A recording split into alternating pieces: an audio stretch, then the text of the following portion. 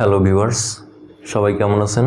আমরা আজকে এখন 12তম বিসিএস এর ম্যাথ অংশগুলো সমাধান করব, ঠিক আছে? তো আপনারা ভিডিওটি শেষ পর্যন্ত দেখুন, কারণ আমরা এই প্রত্যেকটা ম্যাথের একবার ইন ডিটেলস সলিউশন করব, শর্টকাট এবং ডিটেলস, ঠিক আছে? তো আপনারা দেখতে থাকুন। 12তম বিসিএস এর 1 নম্বর যে অঙ্কটা ছিল সেটা এডিবি বৃত্তে, অর্থাৎ একটা বৃত্ত, এই এডিবি একটা বৃত্ত, এই বৃত্তে এ বি সমান সিডি দুটি সমান জ্যা পরস্পর পি বিন্দুতে ছেদ করে। অর্থাৎ দুইটা জ্যা যদি আমরা আঁকি,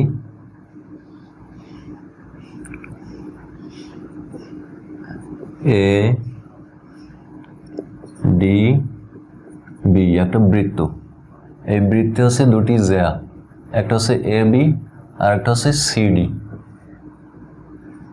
এই দুইটা জ্যা দুইটা সমান, দুইটারই দৈর্ঘ্য সমান। তো এই সমান জ্যা দুটি যদি পরস্পর পি বিন্দুতে ছেদ করে, এই পি বিন্দুতে ছেদ করলে নিচের কোনটি সঠিক, ঠিক আছে? এই যে অপশনগুলো দেওয়া আছে। তো এখানে দেখুন, এই দুইটা সমান দৈর্ঘ্যের জ্যা যদি কোনো বৃত্তের ভিতরে পরস্পরকে ছেদ করে, তাহলে যেই ঘটনাটা ঘটবে সেটা সবসময় এই যে বাহুটা এতটুক এবং এতটুক, এই দুইটা সবসময় সমান হবে, অর্থাৎ সিপি এবং এপি। আবার এই নিচের দুইটাও সবসময় সমান হবে, যেমন পিবি এবং পিডি,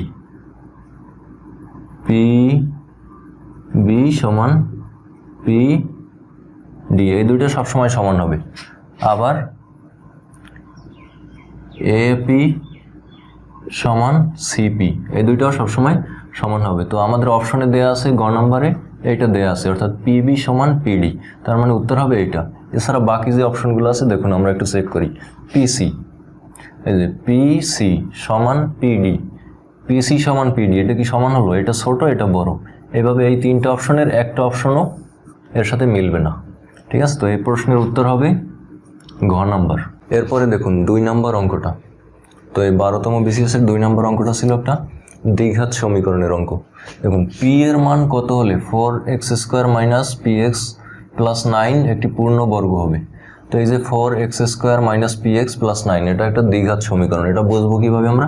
দ্বিঘাত সমীকরণের যে সমীকরণটা সেটা ax² + bx + c। তো দেখুন, এটার সাথে কিন্তু এটা মিল আছে। এই যে ax², a 4 আর x² তো আছেই। এরপর এখানে প্লাসের জায়গায় আমরা মনে মনে প্লাস ধরে নিব, ঠিক আছে? এরপর মাইনাস পি বি আর এক্স এক্স এবং প্লাস সি 9। তো এরকম যদি দ্বিঘাত সমীকরণ থাকে, এর মূলদ্বয়ের সমান যে সূত্রটা এরকম থাকলে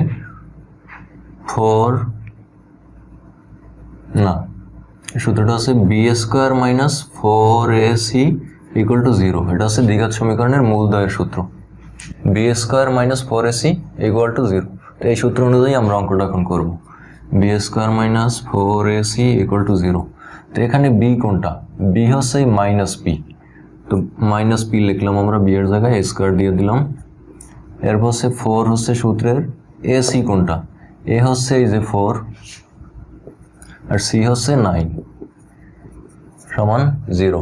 এখন এটা ক্যালকুলেশন করলেই হবে সমাধান আকারে। মাইনাস মাইনাসে প্লাস হয়ে যাবে, p² থাকবে, মাইনাস এটাকে গুণ করলে হয় 4 4 16 লগে 9 গুণ করি, 54 4 হাতের 9 9 আর 5 তো 144 হবে। 144 = 0। এরপর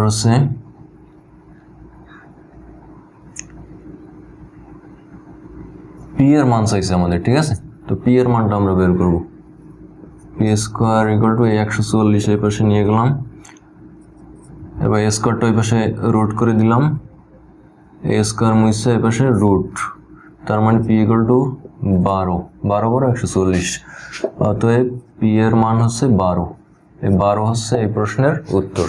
এরপরে 3 নম্বর অঙ্কটা ছিল, দেখুন 3 নম্বর অঙ্কটা ছিল x² - 8x - 8y + 16 + y² এর সাথে কত যোগ করলে যোগফল একটি পূর্ণ বর্গ হবে? তো পূর্ণ বর্গ মানে বর্গের সূত্রে আমাদেরকে ফলাইতে হবে। তো এই অঙ্কটা করার জন্য আমরা A plus B plus C whole square, এই সূত্রটা প্রয়োগ করব। ঠিক আছে, তো এই সূত্রটা প্রয়োগ করতে হলে একটা জিনিস এখানে লক্ষণীয়, যে এ প্লাস বি প্লাস সি, এখানে আমরা এটাকে এ ধরবো, ওয়াইকে বি ধরবো এবং এই যে 16কে সি ধরবো। তো এখানে যেহেতু -8x আছে আবার -8y আছে, সেহেতু কাটাকাটির সুবিধার জন্য আমরা এটাকে হচ্ছে মাইনাস ধরবো, এক্স রেও মাইনাস ধরবো এবং ওয়াই রেও মাইনাস ধরবো, এবং মাইনাসের সাথে স্কোয়ার দিয়ে দিলে আবার প্লাসই হয়ে যেত। আমরা সূত্রটা লিখি, দেখুন এই সূত্রটা লিখবো আমরা। এই সূত্রটা হচ্ছে কি, সূত্রটা হলো এ স্কোয়ার, এ যেহেতু এখানে এক্স আছে সেটা লিখলাম, এই মাইনাস দিলাম, তার মানে স্কোয়ারের সাথে এটা 2 বার মাইনাস গুণ হয়ে প্লাস ই হয়ে যাবে, তো সমস্যা নাই। এ স্কোয়ার, এরপর হচ্ছে সূত্রের plus, A plus B plus C whole স্কোয়ারের সূত্র হচ্ছে A square plus B square, B ধরলাম আমরা ওয়াই, তো বিকেও আমরা মাইনাস ধরবো, A square plus B square plus C হচ্ছে 16, 4 স্কোয়ার, এই যে 4 এর উপর স্কোয়ার করলে 16ই হয়। তো A square plus B square plus C square plus twice A B, A কোনটা, এ হচ্ছে এটা, minus X twice A B, B হচ্ছে minus Y plus twice A B plus twice BC, B হচ্ছে minus Y, C হচ্ছে 4 plus twice BC plus twice C A, A হচ্ছে minus x. তো এখন একটা জিনিস লক্ষ্য করুন, দেখুন এটাকে যদি আমরা ক্যালকুলেশন করি এক্স স্কোয়ার আসবে, এটাকে ক্যালকুলেশন করলে ওয়াই স্কোয়ার আসবে প্লাস এটা সমান 16। এখন এটাকে আমরা একটু গুণ করি, এই তিনটার কাজ শেষ, এই যে তিনটা বের করলাম, এখন এটাকে আমরা একটু গুণ করি, দেখুন প্লাসে মাইনাসে মাইনাস, মাইনাসে প্লাসে আবার মাইনাস, তার মানে এটা মাইনাস হবে, মাইনাস টোয়াইজ এক্স ওয়াই, এরপর সে প্লাসে মাইনাসে মাইনাস, না এটা তো প্লাস হবে, প্লাসে মাইনাসে মাইনাস, মাইনাসে মাইনাসে প্লাস হবে এটা, ঠিক আছে, তো প্লাস দিতে হবে না পিছনে, এবং এটা হচ্ছে প্লাসে মাইনাসে মাইনাস 2, 4 আর 2 গুণ করলে হয় 8y প্লাসে মাইনাসে মাইনাস 4 দুগুণে 8x। তো এখন দেখুন এই যে -8x, এই যে -8x আছে এটাও বাদ, এরপর হচ্ছে -8y, এই যে -8y এটাও বাদ, তার মানে উপরে সবগুলো মিলে গেল, এখানে এক্সট্রা হিসাবে আছে প্লাস টোয়াইজ এক্স ওয়াই। তো এই প্লাসটাকে যদি আমরা এটার সামনে মাইনাস করে দিই, প্লাস আছে এজন্য মাইনাস করে দিলাম 2x ওয়াই, তাহলে এটা কিতে দাঁড়ালো, এটা সূত্রে পড়লো A plus B plus C whole স্কোয়ারের সূত্র, এবং এটা মাইনাসটা অতিরিক্ত আছে টোয়াইজ এক্স ওয়াই। এখন এই মাইনাস অতিরিক্তের সাথে যদি আবার আমরা প্লাস টোয়াইজ এক্স ওয়াই যোগ করি তাহলে এটা কাটাকাটি হয়ে যায়, শুধুমাত্র এই সূত্রটা থাকে। তো এজন্য আমরা যদি এই সমীকরণের সাথে প্লাস টোয়াইজ এক্স ওয়াই যোগ করি, টোয়াইজ এক্স ওয়াই যোগ করি, তাহলে এটি পূর্ণবর্গ হবে, তাহলে এই প্রশ্নের উত্তর হবে twice x y plus twice x y. তো এখানে আপনারা এই যে এটাকে মাইনাস অন ধরতে পারেন, এটাকেও মাইনাস ওয়াই ধরতে পারেন, সেক্ষেত্রে এই যে প্লাসে মাইনাস এটা মাইনাস হয়ে যাবে, অর্থাৎ এভাবে দাঁড়াবে -x - y + 4 হোল স্কোয়ার, এটা সূত্র হবে। তার মানে এই প্রশ্নের উত্তর হলো টোয়াইজ এক্স ওয়াই। এরপরে 4 নম্বর অঙ্কটা ছিল, দেখুন 4 নম্বর অঙ্কটা ছিল টোয়াইজ এক্স স্কোয়ার -x - 3 এর উৎপাদক কী কী। তো এর উৎপাদকে বিশ্লেষণ করতে বলছে, অর্থাৎ কয়টা উৎপাদক আছে। তো আমরা এটাকে সমাধান আকারে করি, দেখুন টোয়াইজ এক্স স্কোয়ার -x - 3, তো এটাকে আমরা মিডল টার্ম করতে পারি। মিডল টার্মের নিয়ম হচ্ছে এই দুইটাকে গুণ করতে হবে, দুই পাশের দুইটাকে, তো 3 আর 2 গুণ করলে হয় 6, তো এই 6কে হচ্ছে মাঝখানে রাখতে হবে। দেখুন টোয়াইজ এক্স স্কোয়ার মাইনাস 6কে যদি আমরা করি তাহলে 3 দুগুণে 6 -3x প্লাস টোয়াইজ এক্স, তার মানে দেখুন 3 দুগুণে 6 হলো, আবার এই যে -3x থেকে প্লাস টোয়াইজ এক্স বাদ দিলে এই -x থাকে, তার মানে মাঝখানেটাও ঠিক রাখতে হবে এবং দুই পাশের গুণফলটাকে গুণ করলে যেন আসে সেটা আমাদের ঠিক রাখতে হবে। 3 আর 2 গুণ করলে 3 দুগুণে 6 হয় এবং এই থ্রাইজ এক্স থেকে প্লাস টুয়াইজ এক্স বাদ দিলে শুধুমাত্র এক্স থাকে মাইনাস এক্স, এরপরে এই -3। এবারে আমরা কমন নেব, এখান থেকে কমন যায় হচ্ছে এক্স কমন যায়, থাকে টুয়াইজ এক্স -3 প্লাস এখান থেকে 1 কমন যায়, কোনো কিছু না গেলে 1 থাকে টুয়াইজ এক্স -3। এবার হচ্ছে টুয়াইজ এক্স -3 টুয়াইজ এক্স -3 এই দুইটা থেকে একটা নিব, টুয়াইজ এক্স -3 আর থাকে এক্স প্লাস 1। তো এটাই হচ্ছে এই প্রশ্নের উত্তর উৎপাদক। 5 নম্বর অঙ্কটা ছিল দেখুন, 5 নম্বর অঙ্কটা হচ্ছে 20573.4। এই সংখ্যাটা হচ্ছে মিলিগ্রামে আছে। তো এত মিলিগ্রামে কত কিলোগ্রাম, কিলোগ্রামে এটাকে কিলোগ্রামে কনভার্ট করতে বলা হয়েছে। তো এই যে কিলোগ্রাম থেকে মিলিমিটার, মিলিমিটার থেকে ডেকামিটার, ডেসিমিটার, সেন্টিমিটার, এগুলো বের করার খুব সুন্দর একটা শর্টকাট আছে। তো আমরা সেটা একটু শেখার চেষ্টা করি। দেখুন, কিলাইয়া হেকাইয়া ডাকাত মারিলে, কিলাইয়া হেকাইয়া ডাকাত মারিলে দেশে শান্তি মিলিবে। এটাকে আপনারা মনে রাখবেন, কিলাইয়া হেকাইয়া ডাকাত মারিলে দেশে শান্তি মিলিবে। কিলাইয়া মানে হচ্ছে কিলোমিটার, হেকাইয়া মানে হচ্ছে হেক্টোমিটার, আর ডাকাত মানে হচ্ছে ডেকামিটার, মারিলে মানে হচ্ছে মিটার, দেশে মানে হচ্ছে ডেসিমিটার, শান্তি মানে হচ্ছে সেন্টিমিটার, আর মিলিবে মানে হচ্ছে মিলিমিটার। এটা হচ্ছে শুধু মিটার আর এটা হচ্ছে মিলিমিটার। তো আমাদের এখানে দেওয়া আছে মিলিগ্রাম। মিলিগ্রাম কোনটা? কিলোগ্রাম চাওয়া হয়েছে, এটাকে বের করতে হবে। আর মিলিগ্রাম মানে হচ্ছে এই যে শান্তি মিলিবে, একবার শেষেরটা দেওয়া আছে মিলিগ্রাম। তার মানে দেখুন, কোনো কিছু যদি 1 কিলোমিটার থাকে, 1 কিলোগ্রাম থাকে, এটাকে যদি হেক্টোমিটারে বের করা বলা হয় তাহলে এর সাথে একটা শূন্য যোগ করা হবে। এরপর যদি ডেকামিটারে বের করতে হয় তাহলে আরও একটা শূন্য যোগ করতে হবে। এভাবে শূন্য যোগ করতে করতে আমরা যাব, অর্থাৎ 1 কিলোমিটারে কত মিলিমিটার সেটা বের করতে বললে এতগুলো শূন্য দেবো, প্রত্যেক ঘরের জন্য এক একটা শূন্য। আবার যদি বলা হয় যে 1 ডেসিমিটারে কত মিলিমিটার, তার মানে 1-এর পরে 2টা শূন্য দেবো আমরা। আবার যদি এই দিকে বলা হয় তার মানে একটা করে শূন্য কমতে কমতে আসবে, অর্থাৎ 1 ডেসিমিটারে কত মিটার, তার মানে একটা শূন্য কমবে। তো এখানে কিন্তু সেটাই চাওয়া হয়েছে, মিলিগ্রাম একবারে সবার শেষে আছে, চাওয়া হয়েছে কিলোগ্রাম একবারে শেষে আসতে হবে, অর্থাৎ 6টা শূন্য আমাদেরকে মাইনাস করতে হবে। তো আমরা এটাকে একটু বের করার চেষ্টা করি। দেখুন, এই ঘরের পরে 1 2 3 4 5 6টা শূন্য দিতে হবে। তাহলে বলা হয়েছে এত মিলিগ্রাম, 20573.4 মিলিগ্রামে কত কিলোগ্রাম, একবারে শুরুতে আসতে হবে। তো এখান থেকে এই পাশে সংখ্যা আছে কয়টা, 1 2 3 4 5 6, তার মানে নিচে আছে 1 2 3 4 5 6, এটাকে দিয়ে ভাগ দিলেই কিলোগ্রামে চলে আসবে। তো এটাকে দিয়ে আমরা ভাগ করি, এই যে দশমিকের জন্য একটা 1 দিয়া, পরে একটা সংখ্যা আছে দশমিক উঠাই দিলাম। এবারে এটাকে গুণ করব, 1 2 3 4 5 6 7, আর উপরে আছে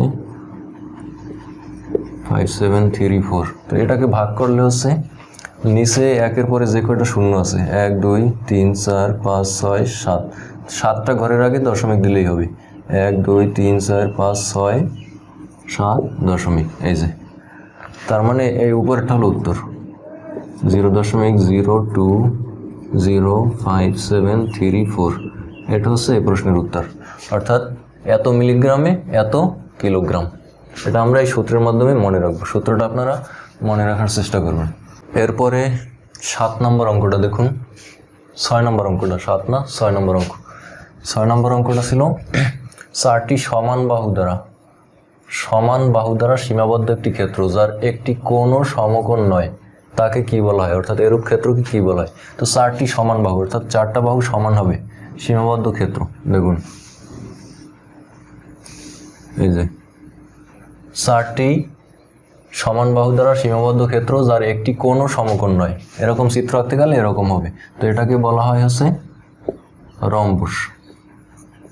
এর একটা কোণও কিন্তু সমকোণ নয়, কিন্তু এটা যদি আমরা সোজা আঁকি তাহলে সমকোণ হবে, কিন্তু সেটা কিন্তু বর্গক্ষেত্র হয়ে যাবে। তো বর্গক্ষেত্রটাকে জাস্ট অ্যাঙ্গেল করে দিলে, বাঁকা করে দিলেই সেটা রম্বস হয়ে যায়।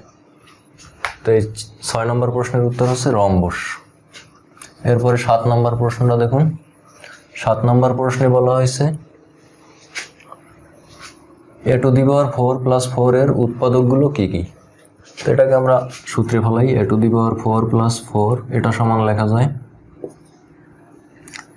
a² + 2² ঠিক আছে। তো এখন কিন্তু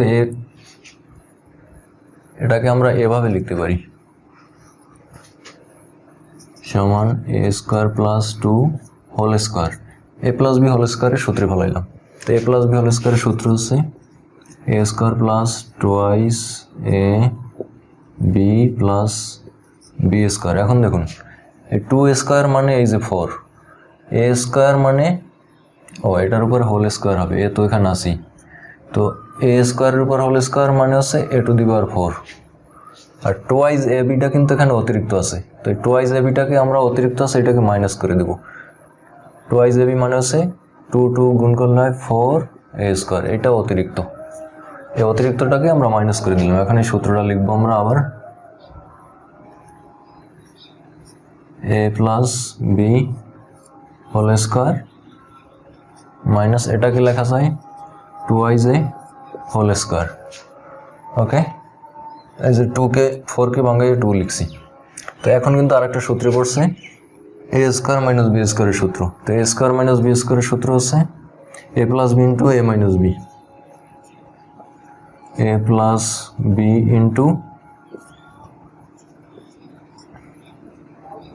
a - b। তো এটাকে এখন একটু সাজাই আমরা। a² + এই 2a কে সামনে নিয়ে আসবো, 2a + 2 a² - 2a + 2। এটাই ছিল এই প্রশ্নের উত্তর। এরপর আছে 8 নম্বর অঙ্ক। 8 নম্বর অঙ্কটা দেখুন। একটি সমবাহু ত্রিভুজ। সমবাহু ত্রিভুজ হচ্ছে যে ত্রিভুজের 3টি বাহুই সমান। তো এই ত্রিভুজটার 3টি বাহু সমান। একটি সমবাহু ত্রিভুজের একটি বাহু 16 মিটার। একটি বাহু 16 মিটার মানে 3টা বাহুই 16 মিটার। এই ত্রিভুজটির ক্ষেত্রফল কত? তো সমবাহু ত্রিভুজের ক্ষেত্রফলের সূত্র হচ্ছে √3/4a²। এটা হচ্ছে সমবাহু ত্রিভুজের ক্ষেত্রফলের সূত্র। তো আমরা এখন মান বসাবো। √3/4 a সমান 16, তার মানে 16² √3/4 16কে যদি আমরা স্কোয়ার করি তাহলে হয় কত? 6 × 36 6 হাতের 3 6 9 6 1 6 9 6 15 256 হবে। তো এই 4 দিয়ে যদি এটাকে আমরা কাটি হয় হচ্ছে 64।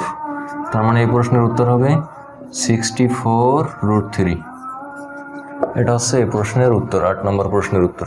এরপরে দেখুন 9 নম্বর অঙ্কটা ছিল আমাদের চিনির মূল্য 25% বৃদ্ধি পাওয়াতে একটি পরিবার চিনি খাওয়া এমনভাবে কমালো যে চিনি বাবদ ব্যয় বৃদ্ধি পেল না। ওই পরিবার চিনি খাওয়া বাবদ শতকরা কত কমালো?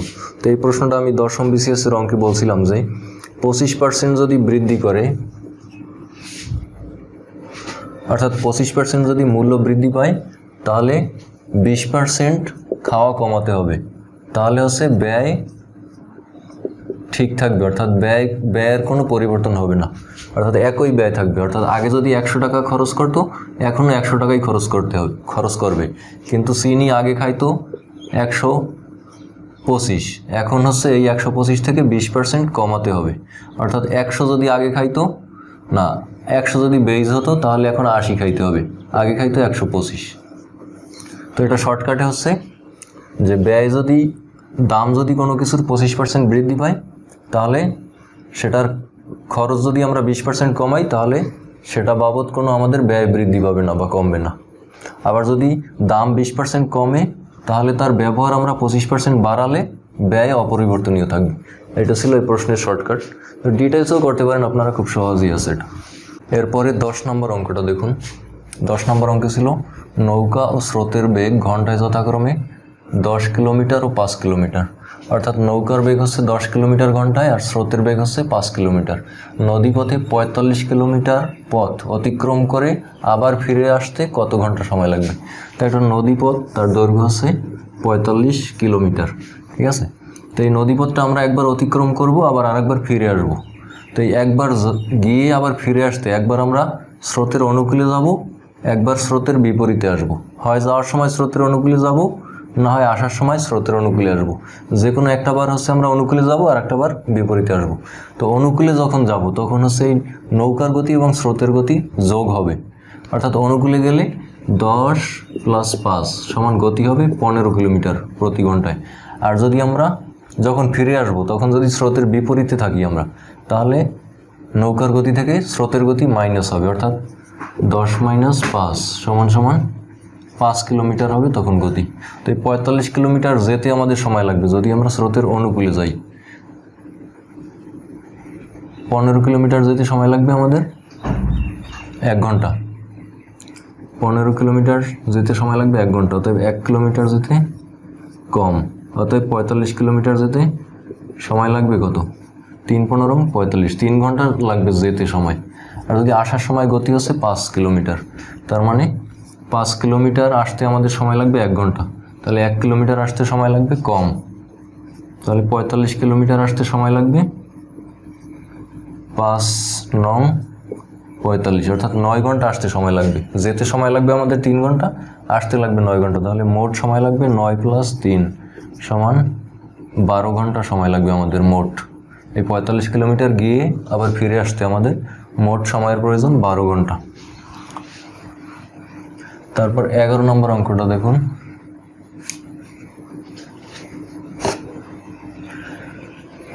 11 নম্বর অঙ্কটা ছিল অনুপাতের অঙ্ক। 5:18, 7:2 এবং 3:6 এর মিশ্র অনুপাত কত? এর মিশ্র অনুপাত মানে হচ্ছে প্রথমগুলা গুণ করব, এরপর অনুপাত দিয়ে আবার দ্বিতীয়গুলো গুণ করব। তো আমরা প্রথমগুলো গুণ করি। দেখুন এখানে 5 আর 18 ছোটো করা যায় না, 7, 2 ছোটো করা যায় না। এটাকে আমরা একটু ছোটো করি, 1, 2, অর্থাৎ 3 দিয়ে 6 ভাগ করলে 1:2 হয়। তো আমরা এটাকে মিশ্র অনুপাত করবো। এখন দেখুন এখান থেকে আমরা 5 নিলাম, গুণ এখান থেকে 7 নিলাম, গুণ এখান থেকে 1 নিলাম, এরপর অনুপাত দিয়ে দ্বিতীয় সারি নেব। 18 × 2 গুণ এখান থেকেও 2 সমান 5 × 7 = 35, অনুপাত 1 তো একই। এবার হচ্ছে 18 × 2 = 36, 2 36, 36 × 2 = 72। এটা হচ্ছে এই প্রশ্নের উত্তর, 35:72। এটা ছিল 11 নম্বর প্রশ্নের উত্তর। এরপরের 12 নম্বর অঙ্কটা দেখুন। 12 নম্বর অঙ্কটা ছিল বার্ষিক পরীক্ষায় একটি ছাত্র মোট ক সংখ্যক প্রশ্নের, অর্থাৎ ক সংখ্যক প্রশ্ন আছে। এই ক সংখ্যক প্রশ্নের প্রথম 20টির মধ্যে থেকে 15টির নির্ভুল উত্তর দেয়। বাকি যে প্রশ্ন রইল তার 1/3 অংশ সে নির্ভুলভাবে উত্তর দিল। সমস্ত প্রশ্নের মান সমান। যদি ছাত্র শতকরা 75 নম্বর পায় তবে প্রশ্নের সংখ্যা কত ছিল? অর্থাৎ এই ক এর মান চাওয়া হয়েছে, প্রশ্নের সংখ্যা চাওয়া হয়েছে। তো সে মোট হচ্ছে 75 নাম্বার পাইছে। তার মানে সে প্রশ্নের মান যেহেতু, সমস্ত প্রশ্নের মান যেহেতু সমান, তার মানে সে 75 নাম্বার পাওয়া মানে হচ্ছে সে 75% প্রশ্নের উত্তর দিছে। তার মানে ক এর 75 প্রশ্নের উত্তর দিছে, ক এর 75%। ঠিক আছে। তো এটাকে কাটলে হয় 75, 3 × 25 = 75, 4 × 25 = 100 সমান 3ক/4। এতগুলো প্রশ্নের সে সঠিক উত্তর দিছে। তো এখন দেখুন প্রথম 20টা প্রশ্ন থেকে সে 15টা প্রশ্নের উত্তর দিছিল, এবং যে বাকি যে প্রশ্নগুলো রয়েছে সেই প্রশ্ন থেকে সে 1/3 অংশ নির্ভুল উত্তর দিছে। তার মানে সেটা আমরা এই 15-এর সাথে যদি যোগ করি, বাকি প্রশ্ন ছিল কত? ক থেকে যদি 20টাকে আমরা বাদ দিই, ক - 20 এর হচ্ছে 1/3 অংশ প্রশ্নের সে সঠিক উত্তর দিছে, আর এই 20টার ভিতর থেকে দিছিল 15টা। তার মানে এই দুইটার যোগফল হবে কিন্তু এই যে 3-এর ক/4, অর্থাৎ মোট প্রশ্ন ছিল ক, এই ক থেকে সে সঠিক উত্তর দিছে এই কয়টা, সেটা হচ্ছে এই, এবং এই 20টার ভিতর থেকে দিছিল 15, আর বাকি যেই প্রশ্নগুলো রয়েছে তার ভিতর থেকে দিচ্ছে 1/3 অংশ। তার মানে এই দুই পাশের মানটা কিন্তু সমান অ্যাকর্ডিং টু দ্য কোশ্চেন। এখন এটাকে যদি আমরা সলভ করি, 15 প্লাস এইটা হচ্ছে এই দুইটার সাথে গুণ, তার মানে ক/3 এই মাইনাস 20/3 সমান 3ক/4। এরপর যদি এটাকে আমরা ক্যালকুলেশন করি, আমাদের টার্গেট হচ্ছে ক এর মান বের করব, কেননা কই হচ্ছে সমস্ত সবগুলো প্রশ্নের, অর্থাৎ যতগুলো প্রশ্ন ছিল। তো ক এর মান যেহেতু আমরা বের করব, 15 মাইনাস 20/3, এই কটাকে এক পাশে নিয়ে যাই, 3ক/4 প্লাস আছে মাইনাস হয়ে যাবে ক/3। এখন এটাকে যদি আমরা লসাগু করি, নিচে 3 হয়, 3×15 45 মাইনাস 20, এপাশে 3×4 12 লসাগু হবে 4, 3×3 9ক মাইনাস 3 4ক। লসাগু করতেছি সিম্পল,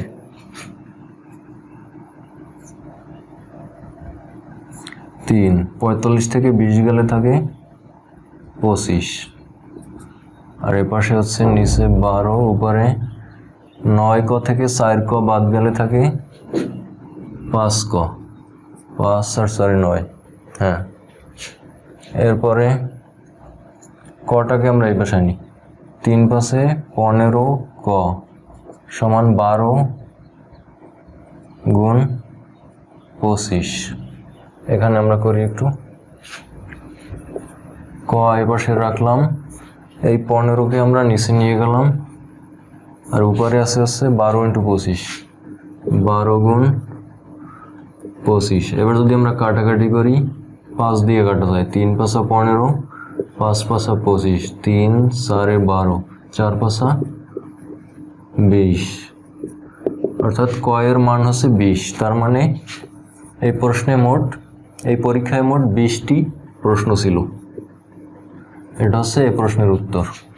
এরপরে 13 নম্বর অঙ্কটা দেখুন। 13 নম্বর অঙ্কটা ছিল, একটি স্কুলে ছাত্রদের ড্রিল করার সময় 8, 10 এবং 12 সারিতে সাজানো যায়। 8, 10 এবং 12 সারিতে সাজানো যায়, অর্থাৎ প্রত্যেক সারিতে হয় 8 জন থাকবে, না হয় 10 জন থাকবে, না হয় 12 জন থাকবে, এভাবে সাজানো যায়। আবার বর্গাকারেও সাজানো যায়, অর্থাৎ 8, 10 অথবা 12 ভাবেও সাজানো যায়। প্রত্যেক লাইনে হয় 8 জন অথবা 10 জন অথবা 12 জন। আবার বর্গাকারেও ওটাকে সাজানো যাবে ওই ছাত্রদেরকে। ওই স্কুলে কমপক্ষে কতজন ছাত্র আছে, তো আমরা প্রথমে এটাকে লসাগু করবো, এই 8, 10, 12 এর লসাগু করব। 8, 10, 12 এর লসাগু করলে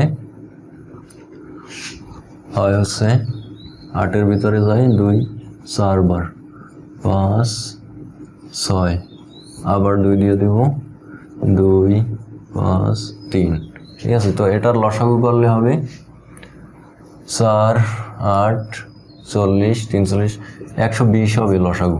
তো 120 জন যদি ছাত্র হয় একটা স্কুলে, তাদেরকে আমরা 8 জন করে যদি সাজাই, তাহলে প্রত্যেক লাইনে 8 জন করে একবার কমপ্লিটলি সাজানো যাবে। আবার যদি 10 জন করে সাজাই, তাহলে প্রত্যেক লাইনে 10 জন করে সাজানো যাবে, কোনো লাইনে বেশি কম হবে না।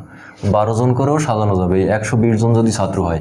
কিন্তু এই 120 জন ছাত্র, এটা তো 120 জন ছাত্রকে কিন্তু আমরা বর্গাকারে সাজাতে পারবো না, কেননা 120 কোনো বর্গ সংখ্যা নয়। তো আমাদের এমন একটা সংখ্যা লাগবে, ছাত্রদের এমন একটা সংখ্যা থাকতে হবে যেটাকে এই 8, 10, 12 সারিতেও সাজানো যাবে, আবার বর্গাকারেও সাজানো যাবে।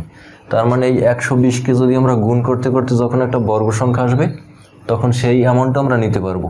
তাহলে সেটাকে আমরা 8, 10, 12 করে সাজাতেও পারবো, আবার বর্গাকারেও সাজাতে পারবো। তো সেই সংখ্যাটাকে আমরা, সেই বর্গ সংখ্যাটাকে আমরা যদি একটু সংক্ষেপে বের করতে চাই, তাহলে এখান থেকে আমরা বের করতে পারি। যেমন এই 120 সংখ্যাটাকে যদি বর্গ সংখ্যা বানাতে হয়, তাহলে প্রত্যেকটা জোড়ায় জোড়ায় নিতে হবে। যেমন এই জোড়াটা আছে। এখন এই 2 এর সাথে কোনো ইয়া নাই, তার মানে এই 2 জোড়া থেকে আমরা একটা 2 নিলাম। এরপরে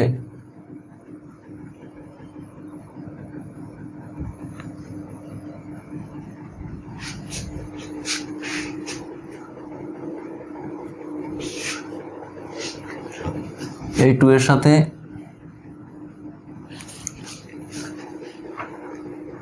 আচ্ছা, যদি আমরা এটাকে বর্গ বানাতে চাই তাহলে জোড়ায় জোড়ায় গুণ করতে হবে। এই 2 আর এই 2 আমরা গুণ করলাম, কত হলো 4। এর সাথে গুণ করতে হবে এই 2 যেহেতু একলা, এর সাথে আরেকটা 2 গুণ করতে হবে আমাদের 4। এরপর 5 যেহেতু একলা, এর সাথে আরেকটা 5 গুণ করতে হবে 25। এরপর এই 3 যেহেতু একলা, এর সাথে আরেকটা 3 গুণ করতে হবে 9। এটা সমান সমান যেটা আসবে সেটা হচ্ছে 3600 আসবে। এই 3600 হচ্ছে বর্গ সংখ্যা, এবং এই 3600 জন যদি স্টুডেন্ট হয় তাহলে আমরা এটাকে বর্গাকারেও সাজাতে পারবো এবং 8, 10, 12 এই সারিতেও সাজাতে পারবো। তো এই প্রশ্নের উত্তর হবে 3600। 120 হবে না, কারণ 120 বর্গাকারে সাজানো যায় না। তো এই 120কে যদি আমরা গুণ করতে করতে যাই তাহলে শেষ পর্যন্ত দেখা যাবে এই 3600 আসবে বর্গ সংখ্যা।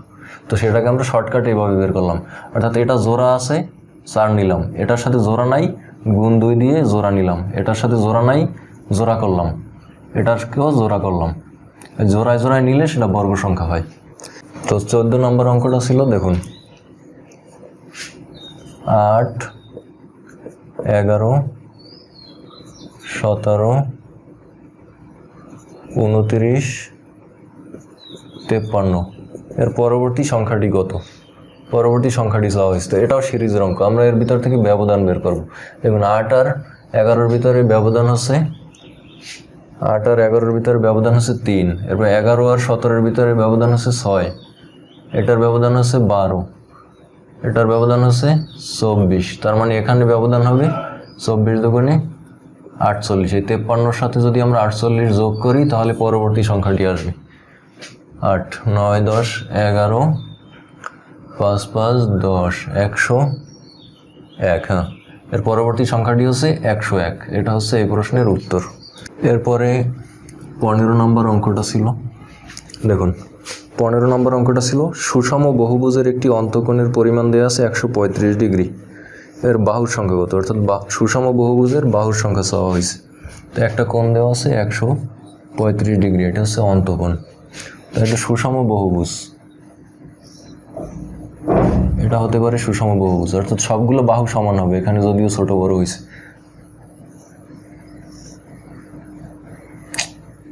সবগুলো বাহু সমান হবে সুষম বহুভুজের।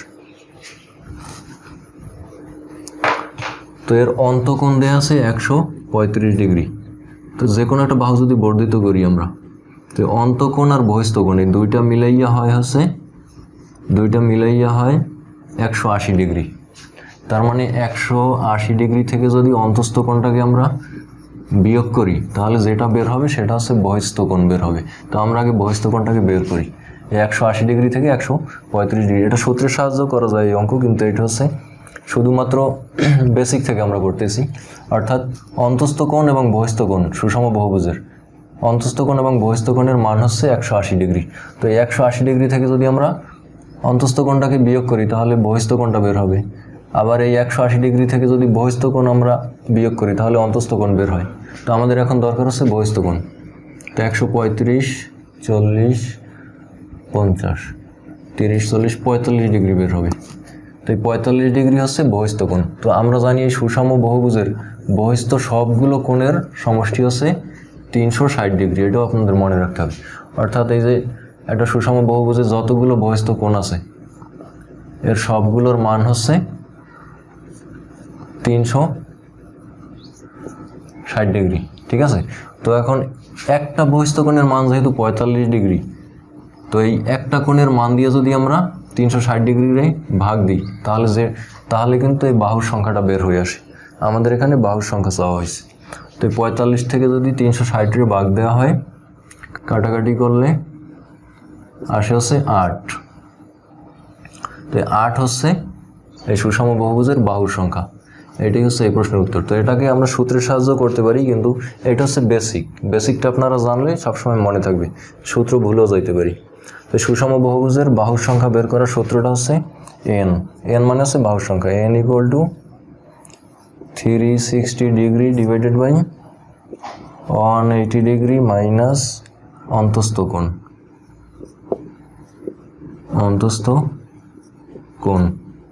এই সূত্র দিয়ে আপনারা করতে পারেন। অন্তস্থ কোণ এই যে দেয়া আছে 135 ডিগ্রি, এখানে মান বসাইলেই ক্যালকুলেশন করলে 8 বের হয়ে আসবে। কিন্তু এই বেসিকটা যদি আমরা মনে রাখতে পারি তাহলে এটা মনে থাকবে। অর্থাৎ অন্তস্থ কোণ এবং বহিস্থ কোণের মান 180 ডিগ্রি, এখান থেকে আমরা যেটা বিয়োগ করব বাকিটা বের হবে, এবং পুরা সবগুলো বহিস্থ কোণের মান হচ্ছে 360 ডিগ্রি। এরপরে হচ্ছে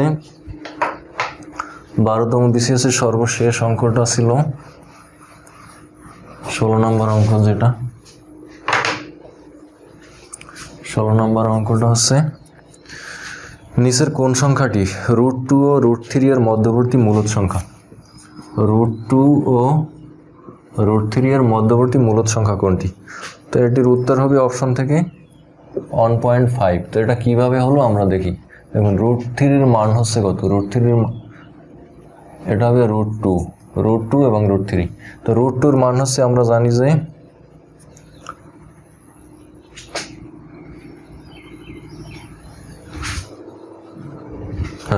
√2 এর মান হচ্ছে 1.4142 আর √3 এর মান হচ্ছে 1.7320। তো দেখুন 1.4142 1.7320 এর মাঝখানে মূলদ সংখ্যা হচ্ছে 1.5, এটাই অপশনে ছিল। তো এটাই হবে উত্তর। তো √2 √3 এর মানগুলো আপনারা মুখস্থ রাখবেন। তো এটা বের করার নিয়ম হচ্ছে, দেখুন 2 এর মান যদি আমরা বের করি, ঠিক আছে, এটাকে আমরা ভাগ দেব হচ্ছে এমন একটা সংখ্যা দিয়ে অন দিয়ে যায়, অর্থাৎ যেটাকে বর্গ করলে এটার অতিরিক্ত না হয়। তো অনের যদি আমরা বর্গ করি অন হবে, নিচে নামবে কত অন। এরপরে এই অনকে ডাবল করে আমরা এই পাশে আনবো 2। এরপর হচ্ছে এখানে তো যেহেতু অনের ভিতরে আর যায় না, তার মানে এখানে একটা দশমিক দিয়ে এক জোড়া শূন্য নেব। এরপর এখানে এমন একটা সংখ্যা নিব যেই সংখ্যাটা দিয়ে এই সংখ্যাটাকে পুরোটাকে গুণ করব। তো এখানে যদি আমরা 4 নিই, এখানে যেটা নিব সেটা আবার আমরা সামনে লিখব। তো এখানে যদি আমরা 4 নিই, এই 4 দিয়ে আবার এই 24 এর গুণ দেব।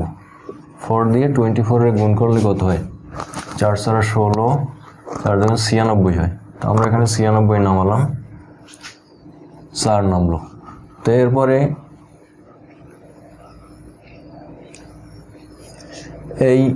এখানে হয়েছে কত 14, এই 14কে আবার আমরা ডাবল করব। 14কে ডাবল করলে হয় 28। তো এখানে যেহেতু এই 4 এর ভিতরে আর যায় না 28, তার মানে আরও এক জোড়া শূন্য নিব। এবার 28 এর সাথে এমন একটা সংখ্যা নিব যেই সংখ্যাটাকে সামনে লিখবো, আবার ওই সংখ্যা দিয়ে এটাকে গুণ করব। তো এখানে যদি আমরা অন দিই তাহলে আমরা এখানেও অন দেব। এবার এই অন দিয়ে যদি এটাকে গুণ করি তাহলে 281 হয়। 2 নিলে কিন্তু 2 দিয়ে গুণ করলে এটা ওভার হয়ে যেত, 400 ওভার হয়ে যেত। ঠিক আছে, তো এভাবে আমরা করতে করতে এভাবে মানটা বের করতে পারি। সেমভাবে √3 এর মানও বের করতে পারি, বা যে কোনো বর্গ সংখ্যার মান বের করা যায়। তো 12তম বিসিএস এই 16টা অঙ্কই ছিল। তো পরবর্তী ভিডিওতে আবার দেখা হবে। ততক্ষণ পর্যন্ত আপনারা ভালো থাকুন, সুস্থ থাকুন।